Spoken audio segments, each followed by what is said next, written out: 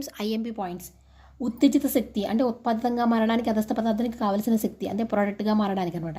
క్రియాశీల స్థానం ఉత్ప్రేరక protein 3D నిర్మాణంలో అదస్థ పదార్థం ఇమడగలిగే నొక్కు లేదా సంచి వంటి నిర్మాణాన్ని క్రియాశీల స్థానం అంటారు. సంపూర్ణ ఎంజైమ్లోని ప్రోటీన్ భాగం. సంపూర్ణ ఎంజైమ్లోని ఇది ప్రోటీన్ భాగం. దీన్ని అపో ఎంజైమ్ అంటారు.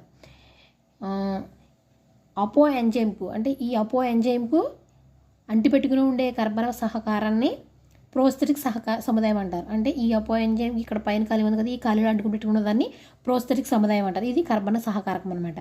ఈ అపో ఎంజైమ్కు వదులుగా బంధితమైన కర్బన సహకారంని లూజ్గా అంటే తాత్కాలికంగా సహాయ ఎంజైమ్ అంటారు. సహకారకం సంపూర్ణ ఎంజైమ్లోని ప్రోటీనేతర భాగం అంటే ఇది ఈ ఖాళీ భాగాన్ని ప్రోటీనేతర భాగం. ఇది లోహాయాన్ లేదా కర్బన పదార్థం కావచ్చు.